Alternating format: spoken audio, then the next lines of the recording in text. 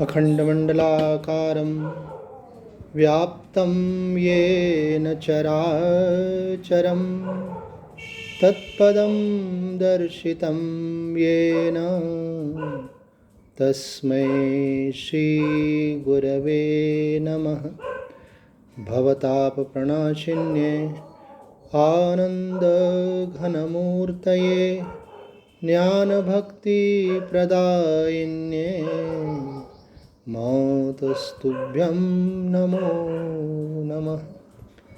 नारायणं नमस्कृत्य नरं चैव नरोत्तमं देवीं सरस्वतीं व्यासं ततो जयमुदीरये। श्रीमद् भगवत गीता ज्ञान यज्ञ के अंतर्गत पिछले सत्संग में हमने गीता के प्रथम अध्याय में प्रवेश किया और धृतराष्ट्र ने जो ये वचन कहे हैं कि संजय धर्म भूमि कुरुक्षेत्र में इकट्ठे हुए युद्ध की इच्छा वाले मेरे और पांडवों के पुत्रों ने क्या किया। तो जब युद्ध की इच्छा से युद्ध क्षेत्र में गए तो स्वाभाविक ही युद्ध करेंगे, प्रश्न बनता नहीं है। पर फिर भी धृतराष्ट्र पूछ रहे हैं, उसके पीछे एक सूक्ष्म कारण है, क्योंकि धृतराष्ट्र एक अपेक्षा कर रहे हैं। क्या अपेक्षा कर रहे हैं कि ठीक है, मेरे पुत्र तो महत्वाकांक्षी हैं, लेकिन पांडु के पुत्र तो बड़े धर्मात्मा हैं। हो सकता है कि वो युद्ध क्षेत्र में जब देखें कि ऐसा घमासान युद्ध होने वाला है तो वो ये निर्णय ले लें कि चलो ठीक है भाई, कि राज्य उनको ही दे देते हैं। इस राज्य की खातिर इतना अपने ही स्वजनों का इतना वध होगा, ये विचार करने लगे, क्योंकि वो तो धर्मात्मा है। तो देखो, अब इसके पीछे एक व्यवहारिक पक्ष पे हम चिंतन करेंगे। व्यवहारिक पक्ष ये,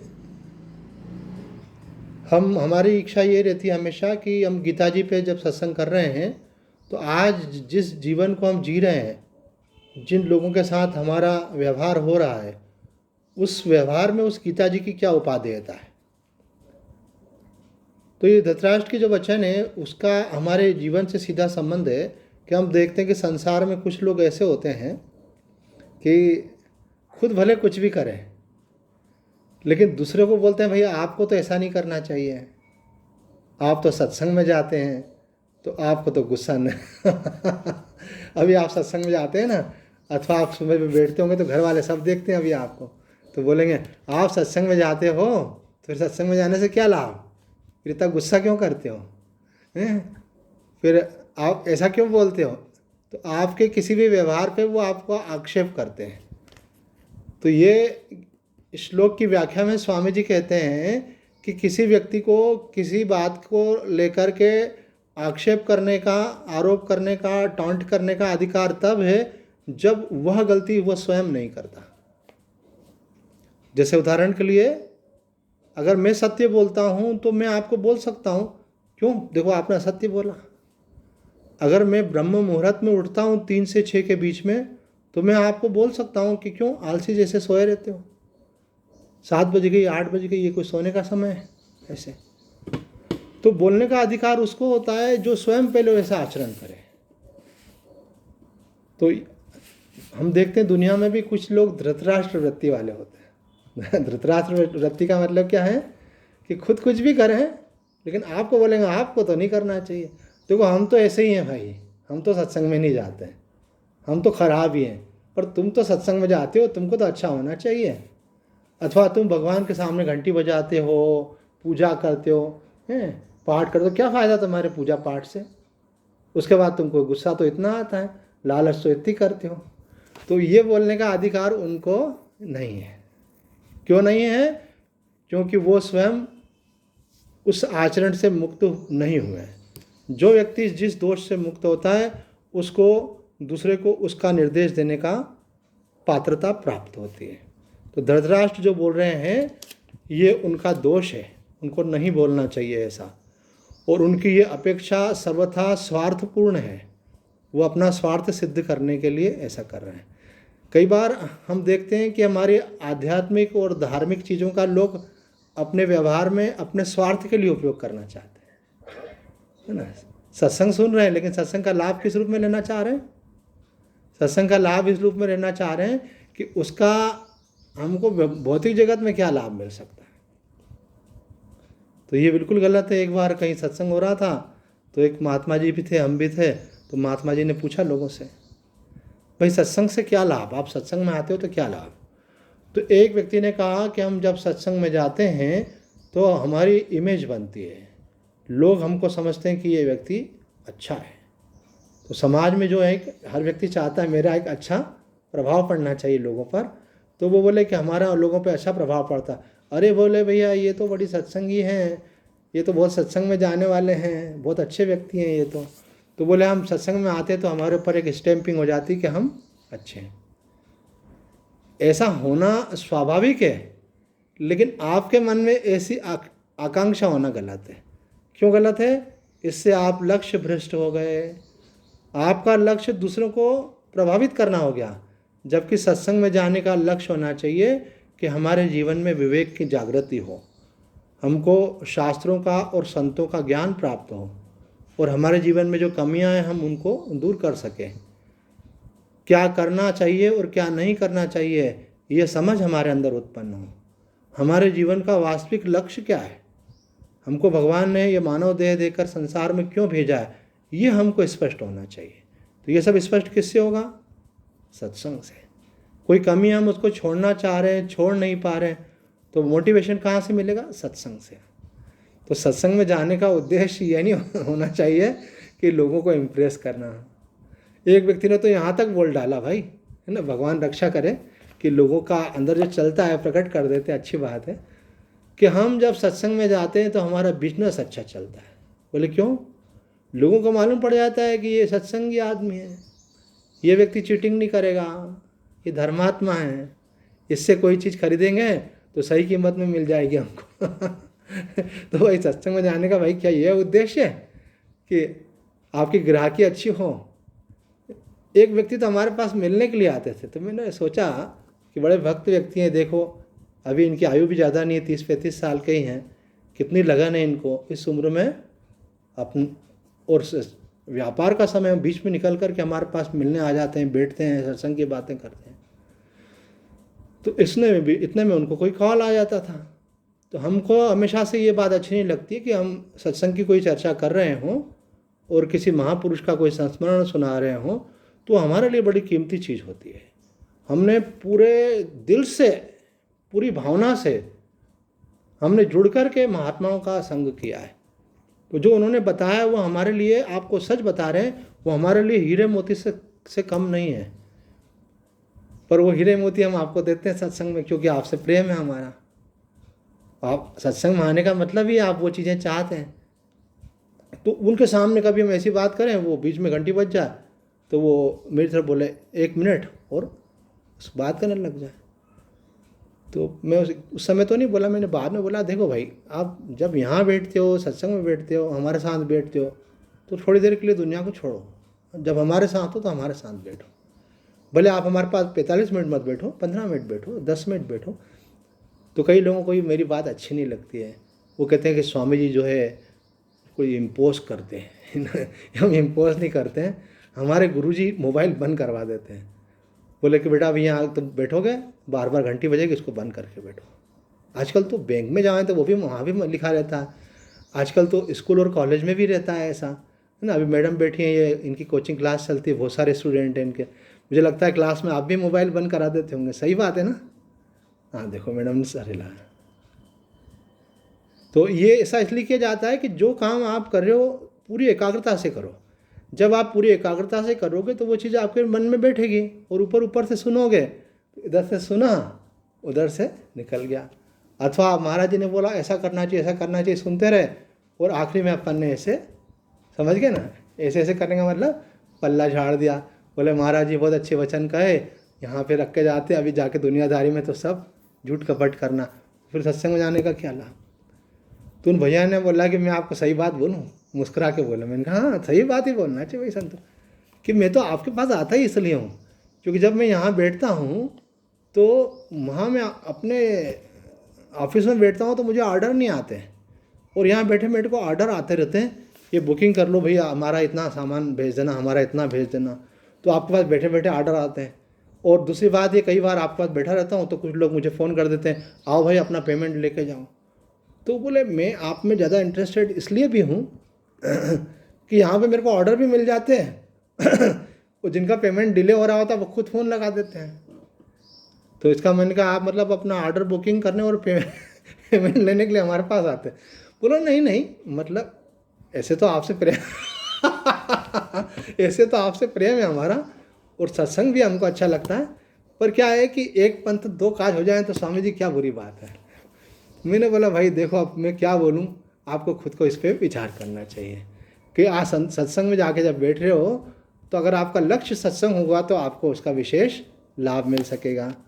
तो यहाँ हम देखते हैं कि आप कोई कार्य कर रहे हो तो उसमें आपको उसके प्रयोजन की स्पष्टता होना चाहिए कि आप ये क्यों कर रहे हो, आपकी किसी से मित्रता है तो क्यों है।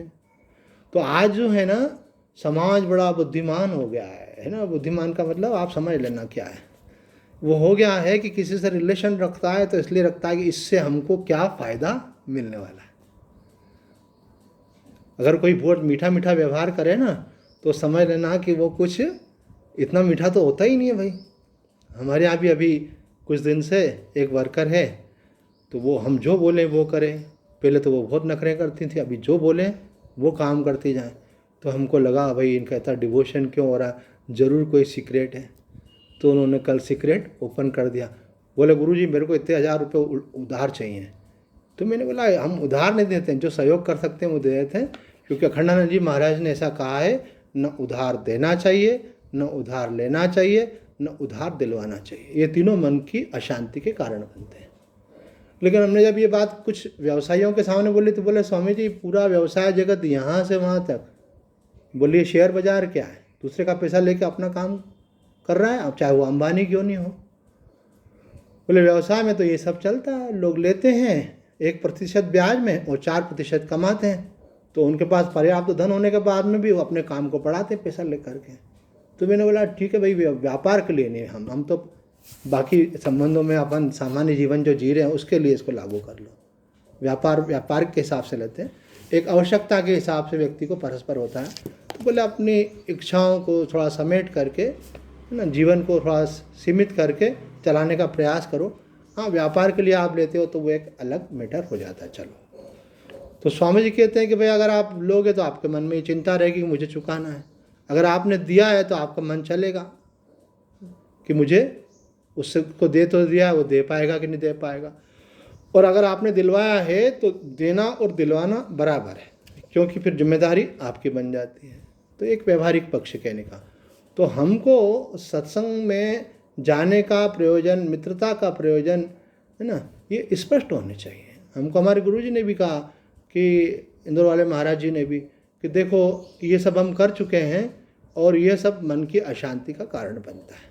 तो साधक को इससे बचने का प्रयास करना चाहिए। साधक को चाहिए कि वो जो साधक है, संत है, उनको ये चीज़ चाहिए कि उनको ऐसा कोई व्यवहार नहीं करना चाहिए जिससे उनका मन चले। ये भी एक वर्ड है, मन चलना। जिसका मन चलने का मतलब है कि जिससे किसी चीज़ का चिंतन हो। कोई चीज़ ऐसी होती है कि आपने व्यवहार किया, मन हट गया। आपने बैंक में पैसा रखा, मन हट गया, भले ब्याज कम आ रहा, पर अगर आपने वही पैसा शेयर बाज़ार में लगा तो आपका मन चलेगा। अभी कीमत बढ़ गई, अभी घट गई, है ना, अभी बोले कोरोना वायरस फैल गया है, निफ्टी कम हो गई, तो आपका मेरे शेयर का भाव तो गिर गया। आपने इन्वेस्टमेंट किया है, उसका क्या चल रहा है। तो ये सब साधक के भगवत प्राप्ति के मार्ग में बाधक है। ये बात कल चैतन्य चरितावली का एक मैसेज है, वो आज हमने शेयर किया ग्रुप के अंदर, आप पढ़ सकते हैं। तो उन्होंने कहा कि गृहस्थी को जंजाल इसलिए बोला है, उसमें हर समय चिंता लगी रहती है। तो उसमें एक चिंता तो यही है कि धन का चिंतन काफ़ी होता है व्यक्ति को, क्योंकि धन के द्वारा ही सारी व्यवस्थाएं पूरी होती हैं। उसकी ओर आगे बढ़ जाओ तो इच्छाएं भी सारी उससे पूरी होती हैं। उसके बाद और आदि महत्वाकांक्षाएं और ऐश्वर्य, वो सब भी उससे होता है। तो उस चिंतन को कैसे मिनिमाइज़ करें, क्योंकि ये तीनों को नरक का द्वार बताया है भगवान ने। जहाँ धन जीवन के लिए अनिवार्य है वहीं धन का लोभ जो है, भगवान कहते हैं त्रिविधस्य नरकस्य द्वारम द्वारम नाशनम आत्मना, ये हमारे आत्म कल्याण का नाश करने वाले हैं। कौन कौन सी चीजें? काम, क्रोध तथा लोभ। एक वासना, और दूसरा लोभ, और तीसरा क्रोध। देखो लोभ का आपको बताया हमने कि उसको चिंतन अपने को ऐसा सोचना चाहिए कि इस ढंग से प्लान करना है कि हमारा मन उस तरफ कम से कम जाए। ऐसा आप कर्म करो, फल भगवान पे छोड़ दो। धन अर्जन के लिए कर्म मत करो, कर्म करो क्योंकि हमको भगवान ने जीवन दिया है, जीवन चलाने के लिए आवश्यकता है, तो हमको कर्म करना चाहिए। तो कर्म कीजिए, लेकिन जो भी आपको प्राप्त होगा वो उनकी इच्छा होगी, तो आप उन पर छोड़ दो। और फिर जो मिल जाए उसको प्रसाद समझ करके उसमें भगवान की इच्छा में राजी होकर के जीवन चलाओ अपना। अब बात आई क्रोध की, प्रसंग निकला है तो उसको भी ले ही लेते हैं। ये क्रोध को ज़्यादा आता है। ये क्रोध तब आता है आदमी को, कई लोग पूछते हैं ऐसा, स्वामी जी मुझे बहुत क्रोध आता है ना। कोई कोई अपने परिवार के, स्वामी जी इसको समझाओ, ये गुस्सा बहुत करता है ना। एक घर में कोई एक आध मेम्बर, इसको समझाओ, ये बड़े सत्संगी बनते हैं लेकिन गुस्सा तो इनका कंट्रोल में नहीं है। तो कहते हैं कि क्रोध इसलिए आता है, भगवान ने गीता में कहा है कामात क्रोधोपि जायते। जब आपके अंदर कोई अपेक्षा होती है और वो पूरी नहीं होती तो क्रोध आता है। जैसे मानो आपकी ऐसी अपेक्षा है कि मेरे को गरम गरम रोटी मिलना चाहिए थाली में, है, और आपको कोई ठंडी रोटी ला कर, ये क्या लिया है, मैं पहले ही मना किया मेरे को ठंडी पसंद नहीं है, आपको आ गया गुस्सा ऐसे। और आपने कहा कि कोई खटर पटर कर रहा है, कोई ऊंची आवाज़ में कोई म्यूज़िक चला रहा है, कोई टीवी चला, सुनते नहीं हो, हमको बिल्कुल ये शोरगुल पसंद नहीं है, हम अपना कुछ कर रहे हैं, मानो अध्ययन कर रहे हैं, कुछ भी कर रहे हैं ऐसे, तो आपको गुस्सा आ गया। तो देखो गुस्सा नहीं आए इसके लिए आपको इच्छा नहीं करना ऐसा नहीं है, पर इच्छा का आग्रह नहीं रखना है, क्योंकि चीज़ें आपके हाथ में नहीं हैं। भाई आपके प्रारब्ध में इतना सुख होना चाहिए कि सब लोग आपके अनुसार चलें। जब इतना नहीं है तो आपके प्रारब्ध में डिस्टर्बेंस लिखा हुआ है तो वो होगा। वो पड़ोसी आपको वैसा मिल जाएगा, घर का मेंबर वैसा मिल जाएगा, मित्र ऐसा मिल जाएगा जो कुछ ऐसा करेगा जो आपके विचार के अनुकूल नहीं है। तो वो क्या है, आपका प्रारब्ध है। उसको भगवान की इच्छा समझ करके हमको स्वीकार करना चाहिए कि भगवान ने योजना में हमको कर्मफल क्षय के लिए ये योजना दी है, और इसके द्वारा हमको हमारा परिष्कार भगवान करना चाहते हैं, हमको सुधारना चाहते हैं, हमारा ईगो कम करना चाहते हैं। ऐसा नहीं कि हमने बोला ऐसा होना चाहिए ऐसा ही होगा। देखो हम इतने बड़े पहले बोलते थे तू बड़ा कलेक्टर है क्या, पर अब मुझे समझ में आया कि कलेक्टर के ऊपर भी बहुत सारे होते हैं। बोले क्या तुम मिनिस्टर है क्या, तो मिनिस्टर के ऊपर भी और है ना, सामान्य मिनिस्टर के ऊपर फिर मुख्यमंत्री होता है, मुख्यमंत्री के ऊपर फिर प्रधानमंत्री होता है, सबसे ऊपर कौन होता है बताओ? सबका मालिक एक। अभी ये सब भी तो लाचार महसूस कर रहे हैं, चाहे यहाँ सामान्य व्यक्ति से लेकर के प्रधानमंत्री तक लाचार हो गए कि नहीं भगवान के सामने? क्या कर सकते हैं। मेरे को तो कभी कभी ये जो वर्ड यूज़ होता है ना, बहुत कॉमनली यूज़ होने वाला कि कोरोना को हराना है, तो कभी कभी मुझे लगता है ये वर्ड भी गलत है। ऐसे कोरोना से अपनी रक्षा करना है, बचाना है, हटाना है, यहाँ तक तो ठीक है, पर वो सोचते हैं कि कोरोना को हराना है। अब ये सब जो है देवी योजना में हो रहा है। समष्टि पापों की इतनी वृद्धि हो गई है कि उसका पनिशमेंट तो होना ही है ना। टीचर क्या करती हैं क्लास में, देख हमें उनको याद है 10th क्लास के बाद कि बोर्ड पे कुछ लिखा, किसी ने गाली लिख दी, टीचर आए तो उन्होंने आते से नज़र पड़ी, और वो भी किसी लड़की के बारे में गंदे शब्द लिखे थे। तो हमारी क्लास में हमेशा 50% गर्ल्स 50% बॉयज़ रहते थे, बायोलॉजी के स्टूडेंट हम। तो टीचर आए, उन्होंने, वो लड़की जो है वो रो रही थी जिसके नाम से लिखा था ऐसे। टीचर ने बोला ये किसने लिखा, बोलने कोई तैयार नहीं। अगर बोल नहीं होता तो लिखता ही क्यों, तो चुपचाप में लिख दिया क्लास शुरू होने के पहले। तो सर ने बोला आज क्लास नहीं ली जाएगी जब तक बताओगे नहीं ऐसे। अब हमको लगा कि एग्ज़ाम पास में आ रही है और तैयारी करनी है, पर तैयारी नहीं हो रही है। तो पंकज भाई बगीचे में घूमते हुए सत्संग का लाभ ले रहे हैं, तो अपना मोबाइल स्थिर करना पड़ेगा आपको। तो हुआ ये कि गलती किसी एक ने की, लेकिन पनिशमेंट किसको मिला? सबको। तो इसी प्रकार से ये समष्टि जो मतलब कि उसमें माना जाता है कि पूरे मास को पनिशमेंट होता है उसमें। हालांकि देखा जाए तो कोई कम लोग होंगे जो बिल्कुल आइडियल जीवन जी रहे होंगे, बड़े स्तर पर गड़बड़ियाँ हो रही हैं, पर उसके बाद में भी मुझे नहीं लगता है कि जैसे ही ये कम हो जाएगा तो सब लोग फिर अब सावधान हो जाएंगे, बोलेंगे आगे से गलती नहीं करेंगे। अभी तो लोगों को ख्याल ही नहीं आ रहा है कि भगवान पनिश कर रहा है। वो तो कह रहे हैं ये चाइना के कारण हो गया, इसके कारण हो गया, वो तो सब निमित्त हैं। पर सबके मूल में हम धर्म की दृष्टि से बोल रहे हैं, क्योंकि अपन सत्संग में बैठे हैं, तो धर्म की दृष्टि से ये है कि अगर अच्छा कोई पुरस्कार भी मिलता है ना आपको, तो वो भगवान आप पर कृपा करके देते हैं। और यदि आपको यदि कोई जीवन में तकलीफ आती है तो वो भी भगवान की योजना में आती है, चाहे वो पर्सनल लेवल पे आए चाहे पूरे ग्रुप के लिए आए। तो साधक को इस बात को समझना है कि अपनी वृत्ति को सात्विक बनाना है। भगवान ने जो हमको जीवन दिया उसको अच्छे से जीना है। हमारे जीवन में कोई दोष, उसको हटाने के लिए भगवान ने हमको ये परिस्थिति दी है, उस दोष का हम परित्याग कर देंगे, है ना। बच्चा कोई गलती, हम कभी क्लास में गलती की तो कभी कभी सर बोलते थे सबको, सब बच्चे खड़े हो जाओ, अभी जब तक ये मालूम नहीं पड़ेगा सब खड़े हो जाओ। और ऐसे में मालूम पड़ जाए कि किसी ने की गलती तो क्या बोलेंगे? बैठ जाओ। क्यों?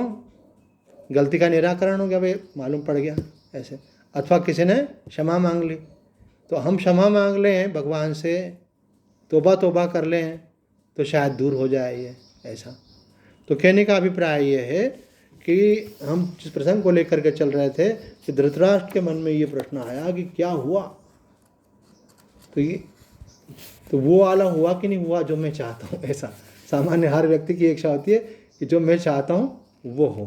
तो प्रश्न यहाँ बात ही आ रही है कि जो आप चाहते हो सब वो हो जाए, बहुत अच्छी बात है, हम भी यही चाहते हैं, लेकिन वो तभी हो पाएगा जब आप अपनी इच्छा को भगवान की इच्छा में मिला देंगे।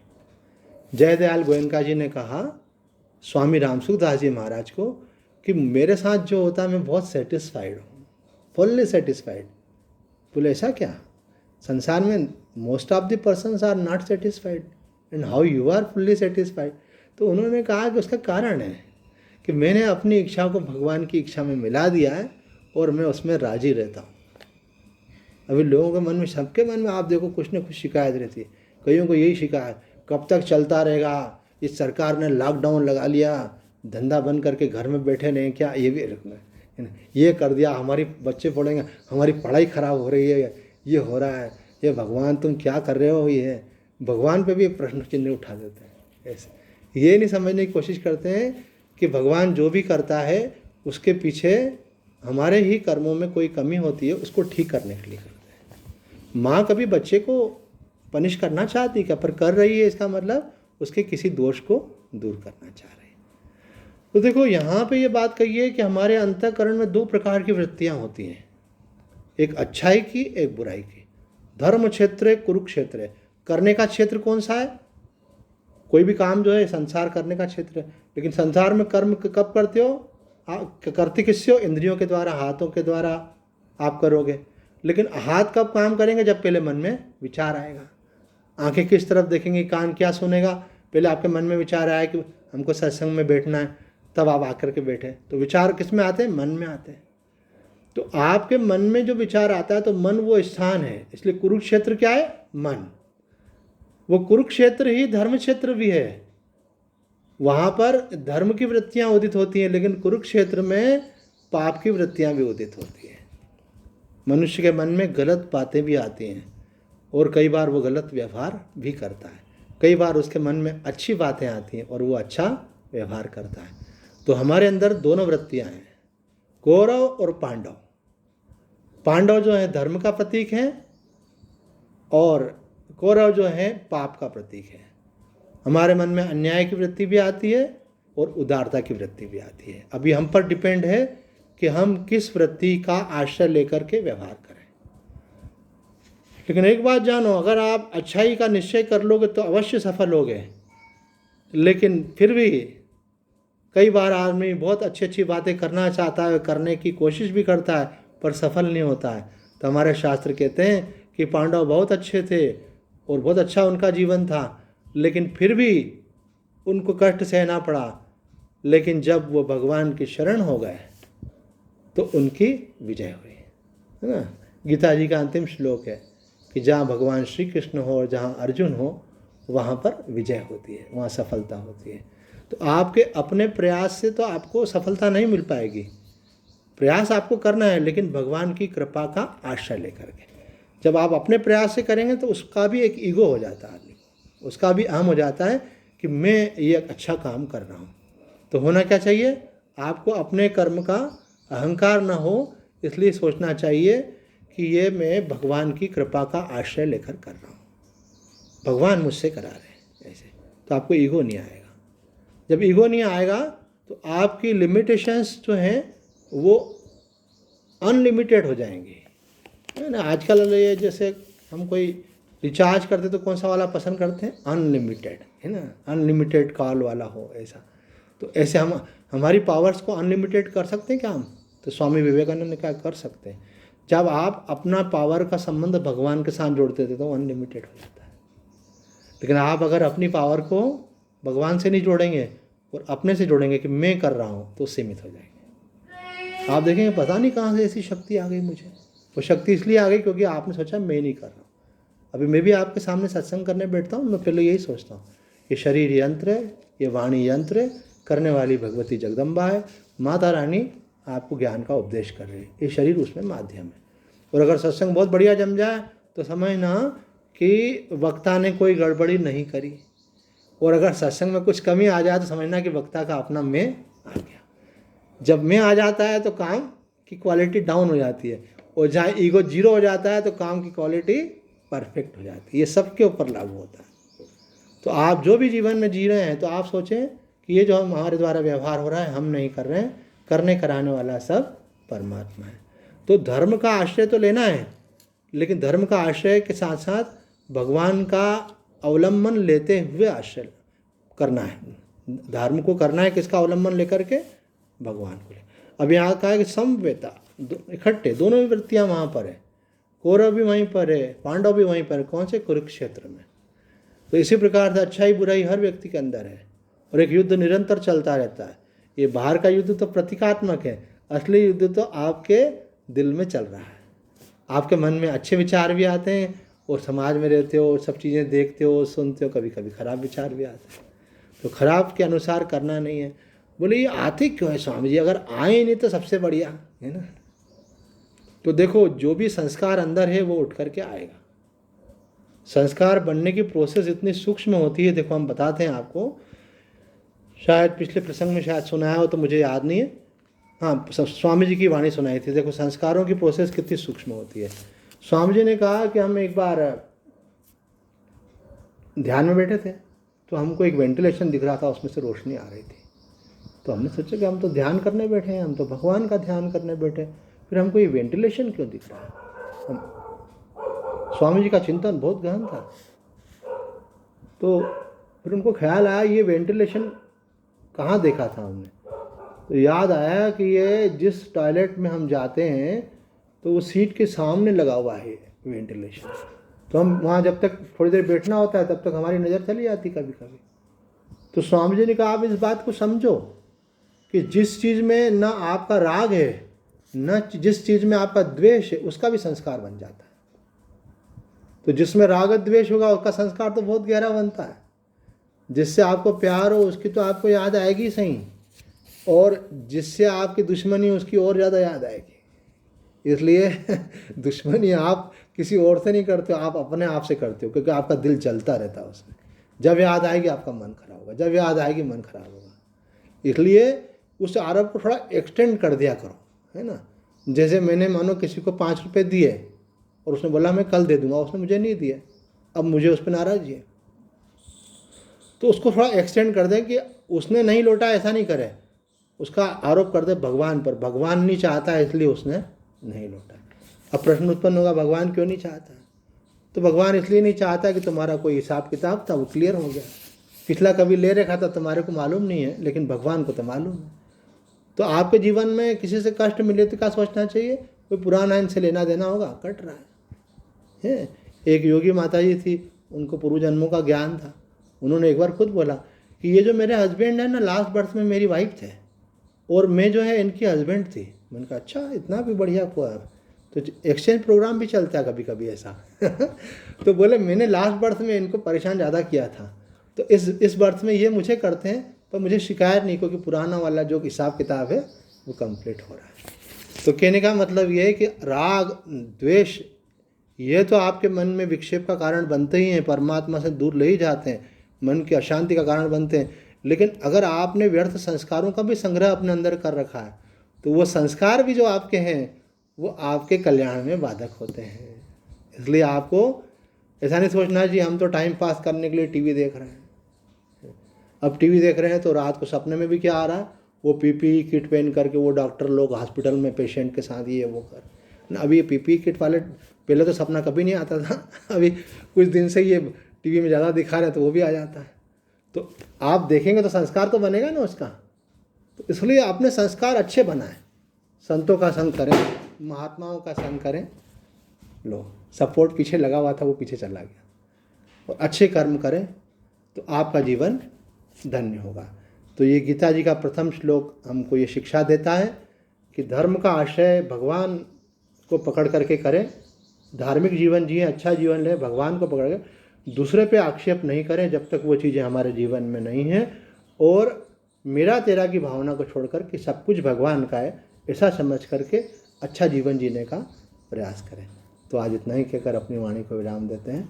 ओम पूर्णमदः पूर्णमिदं पूर्णात् पूर्णमुदच्यते पूर्णस्य पूर्णमादाय पूर्णमेवावशिष्यते। ओम शांति शांति शांति। नारायण।